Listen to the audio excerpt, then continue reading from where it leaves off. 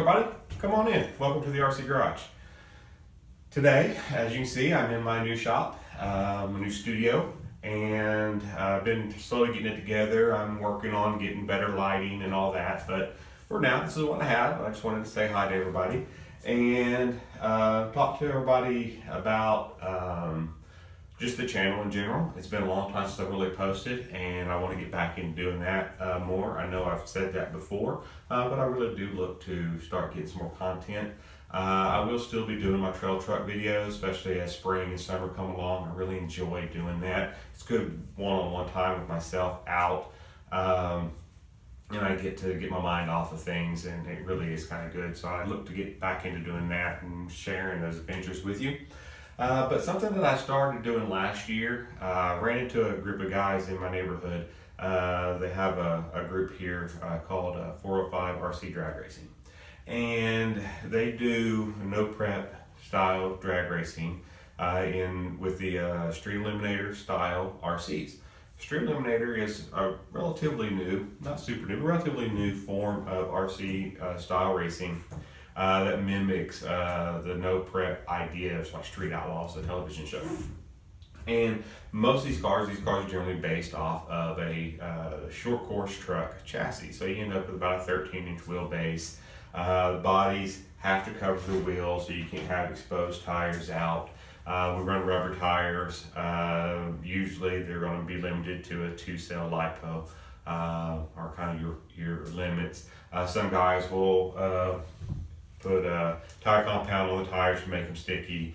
We aren't going to let that run this season just to see how it goes. It kind of restricts this overall speed. We like that challenge. There are some guys that don't. But we're going to let it play out this year and see how that goes. But anyways, I wanted to kind of talk to you guys about the basic build of a Street Eliminator car, what they are. Introduce you to my two cars that I should be racing this season if I don't change my mind on what I'm doing. First one here, this is the one that I originally started building. It is a slash-based car. Most of these Street Eliminator cars are slash-based. And I think it's probably one of the best options you can use. The reason is the slash transmission was extremely durable. And the parts are really, really cheap and are on the walls at every hobby store, generally speaking, or used to be before Traxxas started selling them themselves. But the parts are easy to find. Most people already have a slash sitting in their garage that they got for their birthday 3 years ago and quit using. So it's easy for you to convert one over because you probably already have one laying around. I didn't because I was never big on short course trucks. So I purchased mine as a slider off of eBay. And I got the slider with the transmission. Mine had the good gears from the brush motor, the VXLR, whatever the transmission is, that with the brushless motor. I did change the chassis because mine had a blue one. I didn't like that. I liked the gray one better, so I ordered the chassis. But I had very little money actually in this car.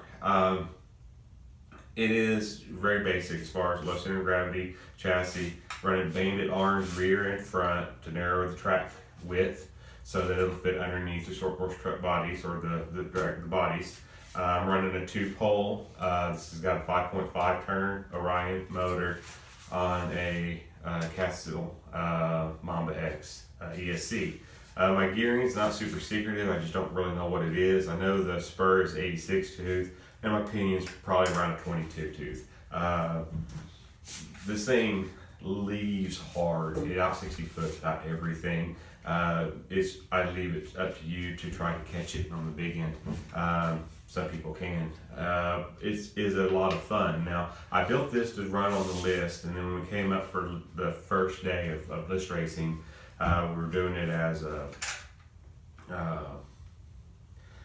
you draw a chip and you run, and I had a choice to make between this one. This, by the way, its name is Pop Quiz, because if you're not ready for it, it will ruin your day, just like Pop Quiz. So I showed up with that, but just before this race was going to start, I had finished building my second car. Now, it is this. Now, this car is called Impulse. And the reason why it's called Impulse is because I bought it on an impulse. I had been following a bunch of different TLR, this is a TLR chassis, TLR style cars on eBay. And one had popped up, it was going to end in like 3 minutes. And it was like cheap, like $60 or something. I was like, oh, I got to buy this. And on the impulse, I hit buy, purchase. I got it. And about the time the payment cleared, which is immediate on eBay, my brain finally looked at the pictures and realized this was not the mid-motor version I was looking at. This originally was the rear motor version, which I did not want because I already had a rear motor car. But because I clicked firm, I bought it, it was now mine. So I went ahead and built it, and I named it Impulse. Now, I started the season with this car as a rear motor car, and it was at that time a little faster than the Slash that day, and so it's what I went with, and this is what I ran the list with last year. Now, during the season, I did end up sourcing out a mid-motor transmission, which is all I needed to convert this over, and I switched to mid-motor, keeping my chassis plate, so it still is the same car. I didn't have to pull it off the list, and finished the season out as a mid-motor with no wheelie bar. This car is pretty quick.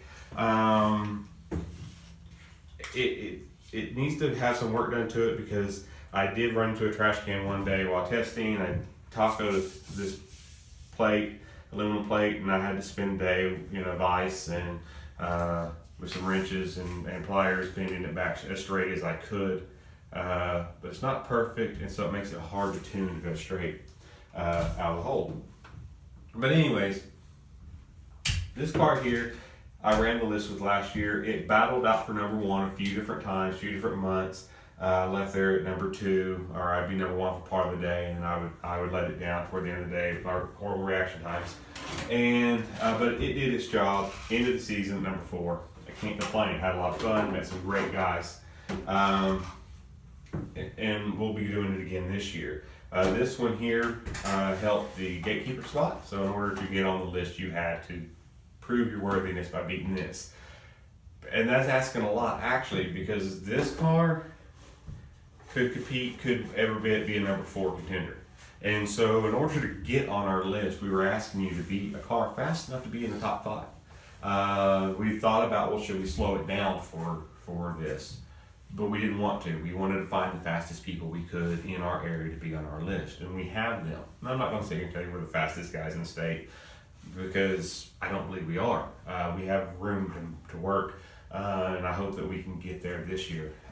But we have some of the fastest guys in the state on our list. It's just us as a group that's not, and I hope we get there. But anyways, it's a whole lot of fun. If your area is doing a street eliminator style group, I suggest trying it, checking it out. The racing is intense. It's fun. Go if there's a group of guys that are doing it and having fun with it. If you get there and there's a pack of guys that are taking it way too serious, make your own group. Just don't let them in, because that really can ruin it. But if the guys are there enjoying themselves, having a lot of fun with it and stuff, it can be really competitive, really, really fast racing, and you can have a great time with it. But anyways, just to let you know kind of where I'm at and what I'm doing, kind of what I'm going to be bringing to you guys this season, this year, as we go with RC Garage. I wanted to introduce you to Pop Quiz and Impulse. Let you know that the Tundra and the Dingo Wrangler are going to be coming back out making some videos. I'm finally going to get my Trailfinder 2 on camera. It has been out a few times, it's never been on camera, so I look forward to getting that out there as well. And as the shop grows, I hope to be able to get more and more exciting stuff going on for you. Anyways, thank you. As always, click the like and subscribe button, and I'll see you guys out on the trails. Thank you.